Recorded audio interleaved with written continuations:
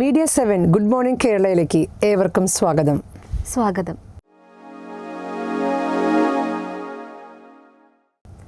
So ചേച്ചി സുഖമായിട്ടിരിക്കുന്നു. കുറച്ച് യാത്രയുണ്ടായിരുന്നു, ഒരു 2 ദിവസമൊക്കെ ആയിട്ട്. എന്താ യാത്രയൊക്കെ കഴിഞ്ഞ് ഇന്നലെ വൈകിട്ട് തിരിച്ചെത്തി. സോ ഐ തിങ്ക് ഇപ്പോൾ എല്ലാവരും തന്നെ ജോലിക്കും സ്കൂളിലേക്കൊക്കെ പോകാൻ വേണ്ടിയിട്ടുള്ള തിരക്കിലായിരിക്കും. റഷ് ടൈം ഇപ്പോൾ പീക്ക് ടൈമാണ്. എല്ലാവരും പോകുന്നതിൻ്റെ ഒക്കെ സ്റ്റാർട്ടിങ് തുടങ്ങിയിട്ടുണ്ടാകും. പലരും പല ബസ്സിൽ പോകുന്നവരുണ്ടാകും, 4 വീലർ 2 വീലേഴ്സ് നടന്നു പോകുന്നവരെല്ലാവരും ഉണ്ടാകും. അപ്പോൾ എല്ലാവരും സേഫായിട്ട് യാത്ര ചെയ്യുക, വേണ്ട മുൻകരുതൽ നമ്മുടെ ക്ലൈമറ്റിൻ്റെ ഒക്കെ നോക്കി ആവശ്യമായ മുൻകരുതലുകളൊക്കെ എടുത്ത് അവരവരുടെ യാത്രകൾ ആരംഭിക്കുക. ഒരു ശുഭദിനം എല്ലാവർക്കും. അതെ, ആദ്യമേ നമുക്ക് ശുഭദിനം ആശംസിക്കുന്നു. അതെ. സോ ചേച്ചി, നമുക്ക് നമ്മുടെ ഫസ്റ്റ് സെഗ്മെൻറ്റിലേക്ക് പോവാം. അതായത് എന്താ പറയുക, തമിഴ്നാട് എന്ന് പറയുന്നത് കുറേ എന്താ പറയുക ഹിസ്റ്ററി ആയിട്ട് കുറേ റിലേറ്റ് ചെയ്തിട്ടുള്ള ഒരു പ്ലേസാണ്. സോ അവിടെ തന്നെ കുറേ ട്രഡീഷനും ലൈ ചെയ്യുന്ന ഒരു സ്ഥലമാണ്. സോ തമിഴ്നാടിൻ്റെ തന്നെ നെല്ലറ എന്നറിയപ്പെടുന്നത് തഞ്ചാവൂരിലേക്കാണ് നമ്മളിപ്പോൾ പോകുന്നത്. സോ അവിടെ വളരെ പ്രസിദ്ധമായ ഒരു ടെമ്പിൾ ഉണ്ട്, രാജരാജേശ്വരം എന്നാണ് ആ ടെമ്പിളിൻ്റെ പേര്. സോ അവിടെ കുറേ ഹിസ്റ്ററി ലൈ ചെയ്യുന്നുണ്ട്, കുറേ പഴയ കാലത്തുള്ള ആർക്കിടെക്ചർ അങ്ങനെയുള്ള കാര്യങ്ങളൊക്കെ നമുക്ക് അവിടെ കാണാൻ പറ്റും. സോ തഞ്ചാവൂർ എനിക്ക് തോന്നുന്നത് it is very famous for architecture and culture. പിന്നെ എനിക്ക് തോന്നുന്നു ഒരുപാട് ഈ തഞ്ചാവൂർ ക്ഷേത്രങ്ങളെ പറ്റി, പക്ഷേ ഏത് ക്ഷേത്രമാണെന്നൊന്നും നമുക്കറിയില്ല. സോഷ്യൽ മീഡിയ വഴിയും മാഗസീൻസ് ന്യൂസ് പേപ്പേഴ്സ് വഴിയൊക്കെ നമ്മൾ കേട്ടിട്ടുണ്ട്. പക്ഷെ എനിക്കും അറിയില്ല പേഴ്സണലി ഇത് എന്ത് ടെമ്പിളാണ്, ടെമ്പിളിൻ്റെ പേരൊന്നും നമുക്കറിയില്ല. അതിൻ്റെ വിഷ്വൽസ് ഒക്കെ ഉണ്ടോ? അതെ, നമ്മൾ കുറേ ഇതിനെപ്പറ്റി റിസർച്ച് ഒക്കെ ചെയ്ത് നമ്മൾ പ്രിപ്പയർ ചെയ്ത് വെച്ചിട്ടുണ്ട്. സോ ഐ തിങ്ക് നമുക്കതൊന്ന് കണ്ടിട്ട് വരാം. ഓക്കെ. നിഴൽ തറയിൽ മുട്ടാത്ത അമ്പലത്തെക്കുറിച്ച് അധികം ആരും അറിഞ്ഞിട്ടുണ്ടാവില്ല. എന്നാൽ അങ്ങനെ ഒരു അമ്പലമുണ്ട് ഈ ഇന്ത്യയിൽ. ചരിത്രപരമായും നിർമ്മാണത്തിന്റെ വൈവിധ്യങ്ങൾ കൊണ്ടും ശിവപ്രതിഷ്ഠയാലും പ്രസിദ്ധമാണ്. തമിഴ്നാട്ടിലെ കാവേരി നദിയുടെ തീരത്ത് സ്ഥിതി ചെയ്യുന്ന തഞ്ചാവൂർ ജില്ലയിലെ ബൃഹദേശ്വര ക്ഷേത്രം, തിരുവുടയാർ കോവിൽ, പെരിയ കോവിൽ, രാജരാജേശ്വര കോവിൽ എന്നിങ്ങനെയുള്ള പേരിലാണ് ബൃഹദേശ്വര ക്ഷേത്രം അറിയപ്പെടുന്നത്. ചോള രാജവംശത്തിലെ പ്രമുഖനായ രാജരാജ ചോഴൻ AD 985 തുടങ്ങിയ ക്ഷേത്ര നിർമ്മാണം 1013 പൂർത്തീകരിച്ചത്. പരമശിവന്റെ ലിംഗരൂപമാണ് ഇവിടെ പ്രതിഷ്ഠിച്ചിരിക്കുന്നത്. ദക്ഷിണേന്ത്യയിലെ ഏറ്റവും ഉയരം കൂടിയ ഈ ക്ഷേത്രത്തിന് 216 അടി ഉയരവും 14 നിലകളുമുണ്ട്. 12 വർഷം കൊണ്ടാണ് ഈ ക്ഷേത്രത്തിന്റെ പണി തീർത്തത്. 81 ടൺ ഭാരമുള്ള ഒറ്റക്കല്ലിൽ നിർമ്മിച്ച ഈ ക്ഷേത്രത്തിന്റെ മകുടം, ഗോപുരത്തിന്റെ മുകളിൽ സ്ഥിതി ചെയ്യുന്ന മകുടത്തിന്റെ നിഴൽ ഉച്ച സമയത്തും നിലത്ത് വീഴില്ല. അതാണ് ഈ ക്ഷേത്രത്തിന്റെ മറ്റൊരു പ്രത്യേകത. കൂടാതെ ലോകത്തിലെ ഏറ്റവും ഉയരം കൂടിയ ക്ഷേത്രങ്ങളുടെ പട്ടികയിൽ ഈ ക്ഷേത്രവും ഉൾപ്പെടുന്നു.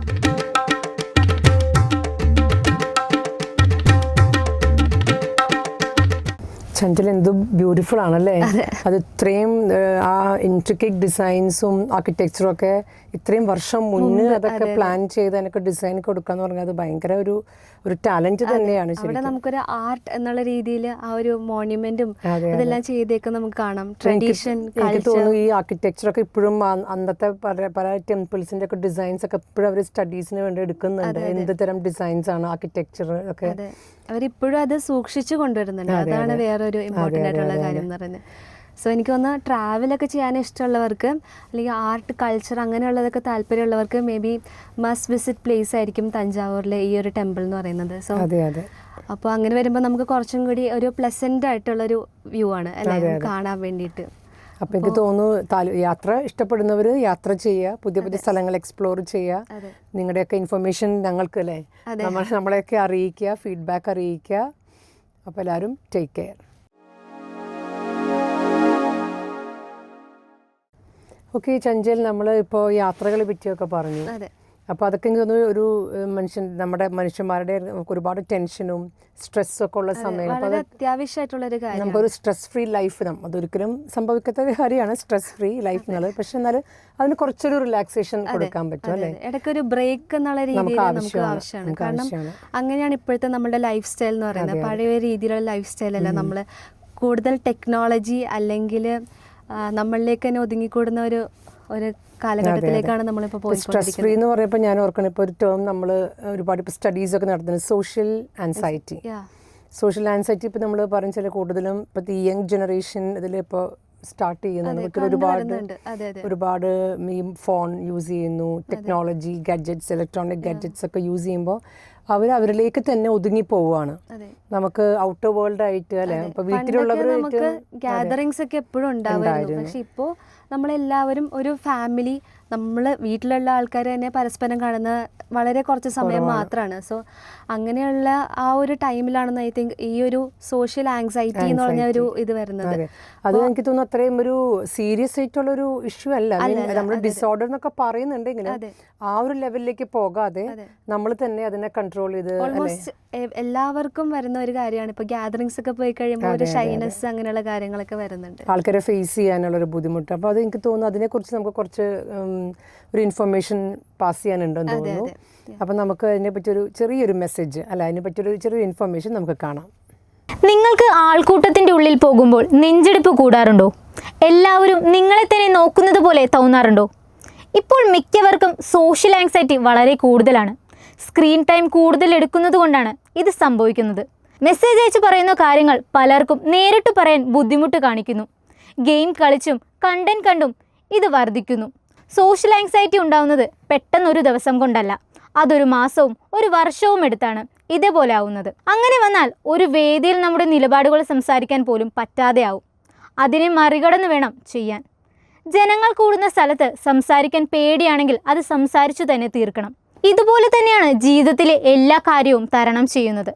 സോ ചേച്ചി, സോഷ്യൽ ആങ്സൈറ്റി എന്ന് പറഞ്ഞൊരു കാര്യം എത്രത്തോളം ഇമ്പാക്റ്റ് നമ്മുടെ ഈ ഒരു ജനറേഷൻ്റെ ഇടയിൽ വരുന്നുണ്ടെന്നുള്ളത് നമുക്ക് ഈ വീഡിയോ കണ്ടപ്പോഴത്തേക്ക് മനസ്സിലായല്ലേ. പേഴ്സണാലിറ്റി ഡെവലപ്മെന്റ് ഒരു ഭാഗം കൂടി അപ്പോൾ അതിന് അത്രയധികം ഒരു അഡ്വേഴ്സ് എഫക്റ്റ് വരുത്തുമെന്ന് നമുക്ക് മനസ്സിലായി. അതെ. സോ ഇതൊരു ഡിസോർഡർ ഒന്നുമല്ല, ഇത് നമുക്ക് ടാക്കിൾ ചെയ്യാവുന്നതേ ഉള്ളൂ. സോ നമ്മളിപ്പോൾ ഇതിനൊരു പ്രിക്കോഷൻ എന്നുള്ള രീതിക്ക് എടുക്കാൻ വേണ്ടിയിട്ട് നമുക്ക് നമ്മുടെ പാരൻസ്, ഇപ്പോൾ കുട്ടികളുടെ ഇടയിലൊക്കെ ആണെങ്കിൽ പാരൻസിനെ ഹെൽപ്പ് ചെയ്യാൻ പറ്റും, അല്ലെങ്കിൽ സിബ്ലിങ്സോ ഫാമിലി മെമ്പേഴ്സിന്, ടീച്ചേഴ്സിനൊക്കെ കുട്ടികളുടെ ഇടയിലുള്ള ഈ ഒരു ആങ്സൈറ്റി ഒക്കെ നമുക്ക് ഒഴിവാക്കാൻ പറ്റും. അതോടൊപ്പം ഇപ്പം തന്നെ ഫ്രണ്ട്സ് തന്നെ തമ്മിൽ ഷെയർ ചെയ്ത് കഴിഞ്ഞാൽ നമുക്ക് ഓൾമോസ്റ്റ് ഈ ഒരു ആങ്സൈറ്റി ഒക്കെ നമുക്ക് ആളുകൾക്ക് ചിന്തിക്കുന്നുണ്ടാവും ഇതൊരു അങ്ങനെ ഒരു ഡിസോർഡർ ഇതിലേക്ക് വരുമോ, അല്ലെങ്കിൽ നമുക്ക് തന്നെ കൺട്രോൾ ചെയ്യാവുന്ന സിറ്റുവേഷൻ ആണോ എന്നൊക്കെ തോന്നും ചിലപ്പോൾ. ബട്ട് ചില സിറ്റുവേഷൻ നമ്മുടെ കൈവിട്ടു പോകുന്ന സിറ്റുവേഷൻസും വരാം. അപ്പോൾ നമ്മൾ അത്രയും എക്സ്ട്രീം ലെവലിലേക്ക് പോകാതെ നമ്മൾ നേരത്തെ തന്നെ നമ്മളൊരു സെൽഫ് അനാലിസിസ് ചെയ്ത് നമുക്കുണ്ടോ അങ്ങനെ എന്തെങ്കിലും ഒരു ഇഷ്യൂ ഉണ്ടോ എന്ന് നമ്മൾ തന്നെ മനസ്സിലാക്കി വേണ്ട ഗൈഡൻസ് അല്ലേ, ഒരു മെഡിക്കൽ സപ്പോർട്ടും ഗൈഡൻസും നമ്മൾ എത്രയും വേഗം തന്നെ എടുക്കുക. അപ്പോൾ എല്ലാവരും അവരുടെ ഹെൽത്തും മെൻ്റൽ ഹെൽത്ത് അല്ലേ, this is related to mental health. അപ്പോൾ മെൻ്റൽ ഹെൽത്ത് എപ്പോഴും പെർഫെക്റ്റ് ആക്കാൻ നോക്കുക അല്ലേ.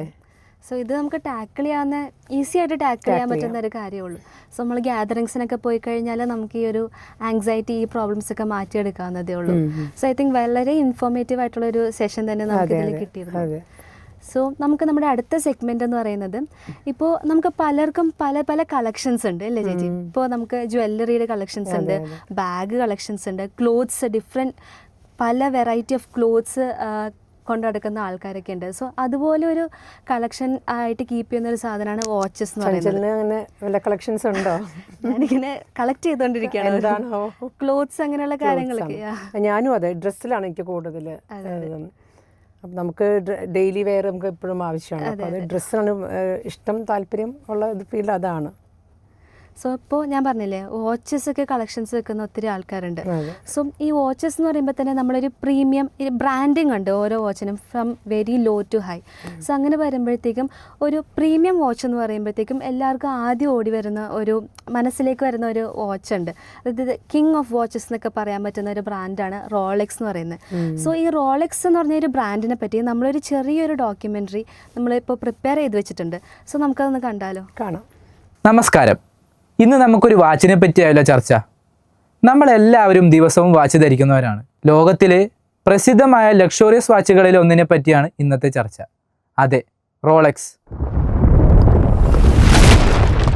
റോളെക്സ് എന്നത് സ്വിറ്റ്സർലാൻഡിലെ ജനീവയിൽ ആസ്ഥാനമാക്കിയ ഒരു സ്വിസ് വാച്ച് ബ്രാൻഡും നിർമ്മാതാവുമാണ്. 1905 ജർമ്മൻ വ്യവസായിയായ ഹാൻസ് വിൽസ്റ്റോഫും പിന്നീട് അദ്ദേഹത്തിൻ്റെ സഹോദരി ഭർത്താവായ ആൽഫ്രഡ് ഡേവിസും ചേർന്ന് ലണ്ടനിൽ വിൽസ്റ്റോഫ് ആൻഡ് ഡേവ്സ് എന്ന പേരിൽ കമ്പനി സ്ഥാപിച്ചു. 1908 അവരുടെ കയറിമ്പോക്കും വാച്ചുകൾക്ക് റോളെക്സ് എന്ന ബ്രാൻഡ് നാമം രജിസ്റ്റർ ചെയ്തു.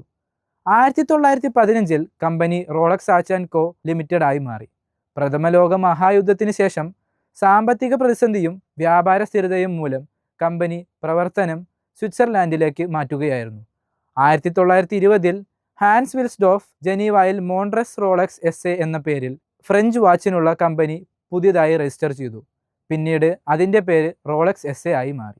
1960 മുതൽ റോളക്സ് കമ്പനി ഹാൻസ് വിൽസ്ഡോഫ് ഫൗണ്ടേഷൻ എന്ന സ്വകാര്യ കുടുംബ ട്രസ്റ്റിൻ്റെ ഉടമസ്ഥതയിലാണ്. ചഞ്ചൽ, വാച്ചസ് ഒക്കെ നല്ല എക്സ്പെൻസീവ് ആണ് അല്ലേ? പ്രീമിയം ബ്രാൻഡ് എന്ന് പറയുമ്പോൾ അത്രയും റേഞ്ച് വരുന്നുണ്ട്. അപ്പോൾ എനിക്ക് തോന്നുന്നു വാച്ചിനോട് അത്രയും ക്രേസ് ഉള്ളവരും പിന്നെ ഈ വാച്ച് കളക്ഷൻ ഉള്ളവർക്കും ഇങ്ങനെ ഒരു റെയർ പീസും അല്ലെങ്കിൽ നല്ല ബ്രാൻഡിൻ്റെ പ്രീമിയം വാച്ചൊക്കെ ഉണ്ടാവട്ടെ, നിങ്ങൾക്ക് വാങ്ങിക്കാനായിട്ടൊരു അവസരവും ഭാഗ്യവും ഒക്കെ ഉണ്ടാകട്ടെ. ഇതിപ്പോൾ ഗിഫ്റ്റ് ചെയ്യാനും ഗിഫ്റ്റ് വാങ്ങിക്കാനും ഒക്കെ പറ്റിയ ഒരു ബ്രാൻഡാണ്. ഇപ്പോൾ മമ്മൂക്ക തന്നെ ആസിഫിക്ക് ഈ ഒരു വാച്ചാണ് ഗിഫ്റ്റായിട്ട് കൊടുത്തിട്ടുണ്ടായിരുന്നത്. അത് അറിഞ്ഞ പക്ഷേ എനിക്ക് എന്ത് ബ്രാൻഡാണ് ഏതാണെന്ന് എനിക്ക് അറിയില്ലായിരുന്നു. സോഷ്യൽ മീഡിയയിൽ അത്യാവശ്യം വൈറലായിരുന്നു അത്. Okay okay. അപ്പോൾ അങ്ങനെയുള്ള വാച്ചൊക്കെ എല്ലാവർക്കും കിട്ടട്ടെ. അതെ അതെ, അതിനുള്ളൊരു ചാൻസ് വരുമ്പോൾ നിശ്ചയമായും നിങ്ങൾ അതൊക്കെ അതിനുള്ള എബിലിറ്റി ആവുമ്പോൾ നിങ്ങൾ വാങ്ങുക, അതിൻ്റെയൊക്കെ അത് എൻജോയ് ചെയ്യാം അല്ലേ? അതെ അതെ. ഓക്കെ ചഞ്ചൽ, നമ്മുടെ അടുത്ത ഒരു സെഗ്മെൻറ്റ് വരണത് നമ്മൾ ഫിലിംസ് ഒക്കെ കാണും അല്ലേ? ചഞ്ചലിന് ഹാബിറ്റ് ഉണ്ടോ ഫിലിംസ് കാണാൻ ഇഷ്ടമാണ്? കാണുന്നുണ്ട്. യൂഷ്വലി എവിടെയാണ് പോകുന്നത്? PVR ഒക്കെ പോയിട്ടാണ് പോകുന്നത്. ഞാനും അവിടേക്കാണ്. കാരണം വെച്ചാൽ നമുക്ക് എളുപ്പമാണല്ലോ. ഇപ്പോൾ ഷോപ്പിംഗ് കഴിഞ്ഞാൽ ഇമ്മീഡിയറ്റ്ലി നമുക്ക് മൂവിക്കും കയറാനുള്ള ഒരു ചാൻസ് ഉണ്ട്. ഇപ്പം നമ്മൾ ഇന്ന് പറയുന്നത് ഒരു ലാസ് വെഗസിലെ ഒരു തിയേറ്ററാണ്. അത് സ്ഫിയർ എന്നുള്ള ഇതാണ്, സ്ഫിറിക്കൽ ഷേപ്പ്. അതിന് കുറേ സ്പെഷ്യാലിറ്റീസ് ഉണ്ട്. അതിൻ്റെ സൗണ്ട് സിസ്റ്റം എന്ന് പറയുന്നതും അതിൻ്റെ ഷേപ്പും ഒരു റൗണ്ട് ഇതാണ്. ഈ ലാസ് വേഗസ് എന്ന് പറയുന്നത് ആക്ച്വലി ഒരു വളരെ എന്താ പറയുക, ഒരു നൈറ്റ് ടൈം ഏറ്റവും കൂടുതൽ ഓണായിട്ടിരിക്കുന്ന ഒരു പ്ലേസ് ആണ് ലാസ് വേഗസ് എന്ന് പറയുന്നത്.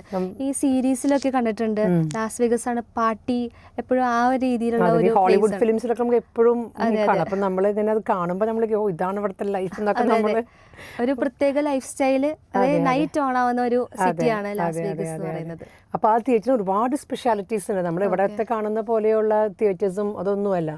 ഇത്രയും 20,000 പീപ്പിളിനെ അക്കോമഡേറ്റ് ചെയ്യാനും ഒരുപാട് എന്റർടൈൻമെന്റ്സും ഒക്കെ നടത്തുന്നതാണ് ആ തിയേറ്റേഴ്സ്. നമുക്ക് ലാസ് വേഗസിലേക്ക് ഒന്ന് പോയാലോ? ഓക്കെ. നിങ്ങളെല്ലാവരും ഒരു തവണയെങ്കിലും തിയേറ്ററിൽ പോയി സിനിമ കണ്ടിട്ടുണ്ടാവും. എന്നാൽ ലോകത്തിലെ ഏറ്റവും മഹത്തായ ഒപ്പം ദൃശ്യ സാങ്കേതിക വിദ്യയുടെ അവസാന വാക്കായ ഒരു തിയേറ്ററിനെ പറ്റി നിങ്ങൾ കേട്ടിട്ടുണ്ടോ? അത് ലോസ് വെഗാസിൽ സ്ഥിതി ചെയ്യുന്ന സ്ഫിയർ എന്ന പടുകൂറ്റൻ തിയേറ്ററാണ്. മറ്റ് തിയേറ്ററുകളിൽ നിന്ന് ഇതിനെ വ്യത്യസ്തമാക്കുന്നത് ഇവിടെ ഉപയോഗിച്ചിട്ടുള്ള ടെക്നോളജി തന്നെയാണ്. ഇതിൻ്റെ പുറം ഭാഗത്തിൽ ലോകത്തിലെ ഏറ്റവും വലിയ ഹൈ റെസൊല്യൂഷൻ LED സ്ക്രീനാണ് ഉള്ളത്. ഏതാണ്ട് 12 ലക്ഷം LED പക്സ് ആണ് പുറം ഭാഗത്ത് ഉപയോഗിച്ചിരിക്കുന്നത്. മൈലുകൾ അകലെ നിന്ന് തന്നെ പരസ്യങ്ങളും ആനിമേഷനും കാണാൻ ഇത് സഹായിക്കുന്നു. തീർന്നില്ല, ഉള്ളിൽ 1,60,000 ചതുരശ്ര അടി വിസ്തീർണമുള്ള ലോകത്തിലെ ഏറ്റവും വലിയ ഉയർന്ന റെസൊല്യൂഷനുള്ള LED സ്ക്രീനാണ് ഉള്ളത്. ഏതാണ്ട് 268 ദശലക്ഷം പിക്സലുകൾ ഉള്ള ഈ സ്ക്രീൻ കാഴ്ചക്കാരെ പൂർണ്ണമായും പൊതിഞ്ഞുകൊണ്ട് അതിശയിപ്പിക്കുന്ന ഒരു ദൃശ്യാനുഭവം നൽകുന്നു. ഇനി സ്പീക്കറിനുള്ളിൽ ഉപയോഗിച്ചിട്ടുള്ള സ്പീക്കറുകളുടെ എണ്ണം കേൾക്കണോ? 1,60,000. ഇത് മാത്രമല്ല, സ്ഫിയർ ഒരു എഞ്ചിനീയറിംഗ് അത്ഭുതം തന്നെയാണ്. ലോകത്തിലെ ഏറ്റവും വലിയ ഗോളാകൃതിയിലുള്ള കെട്ടിടമാണ് സ്ഫിയർ. 366 അടി ഉയരവും 516 അടി വീതിയുമുണ്ട്. എന്തൊരു സൗണ്ട് ആൻഡ് വിഷ്വൽ ക്വാളിറ്റി ആവും ഇത് പ്രദാനം ചെയ്യുക എന്ന് ഊഹിച്ചു നോക്കൂ. ഒരു തവണയെങ്കിലും ഈ തിയേറ്ററിൽ നിന്നും സിനിമ കാണാൻ ശ്രമിക്കേണ്ടതാണ്. സോ ചേച്ചി, ഇത്രയും അധികം ടെക്നോളജി ഇത്ര ആൾക്കാരെ അക്കോമഡേറ്റ് ചെയ്യാൻ പറ്റുക എന്നൊക്കെ പറയുന്നത് നമ്മുടെ ഇവിടെയൊക്കെ ചിന്തിക്കാൻ പറ്റുന്ന ഒരു കാര്യമല്ല. യുണീക് ഫീച്ചേഴ്സ് ആണ് അല്ലേ? എൻ്റെ LED ഇതിൻ്റെ ഇഫക്റ്റും 4D ഇഫക്റ്റും പിന്നെ ഡിസ്പ്ലേ സൗണ്ട് ഇതൊക്കെ ഹ്യൂജ് ഇതാണ്. നമുക്ക് ഇവിടെ പോപ്പുലറായ ലാസ് വേഗസ് എന്ന് പറഞ്ഞ സ്ഥലത്ത് ഈ ഒരു കാര്യം കൊണ്ടുവരാന്നുള്ളത് ഒരു ബിഗ് തിങ് ആണ്. ഐ ഹോപ്പ് വൺ ഡേ നമുക്കും അവിടെ പോകാൻ പറ്റട്ടെ. പറ്റട്ടെ എല്ലാവർക്കും സാധിക്കട്ടെ അല്ലേ? അതെ അതെ. എസ്പെഷ്യലി ട്രിപ്പൊക്കെ പ്ലാൻ ചെയ്യുന്നവർ ലാസ് വെഗസിലേക്ക് ഒരു ട്രിപ്പൊക്കെ പ്ലാൻ ചെയ്യാം. അതെ, അപ്പോൾ അങ്ങനെയുള്ളവർക്ക് ഈ സ്ഫിയർ തിയേറ്റർ വേണമെങ്കിൽ പോയി ഒന്ന് കണ്ട് കാണാൻ പറ്റാവുന്ന ഒരു ഇതായിരിക്കും. അപ്പോൾ ഐ തിങ്ക് എല്ലാവരും അല്ലേ ഇന്നത്തെ നമ്മുടെ സെഗ്മെൻറ്റ് എൻജോയ് ചെയ്തു എന്ന് വിചാരിക്കുന്നു. അതെ, എല്ലാവരും അവരുടെ ജോലിയും തിരക്കുകളായിട്ടൊക്കെ മുന്നോട്ട് പോവുകയാണ്. എല്ലാവരും സേഫായിട്ടിരിക്കുക, ഹാപ്പി ആയിട്ടിരിക്കുക. നല്ലൊരു ദിവസം എല്ലാവർക്കും ആശംസിക്കുകയാണ്. So thank you for watching this show and നമുക്കിനി നാളെ നാളെ വീണ്ടും വീണ്ടും കാണാം.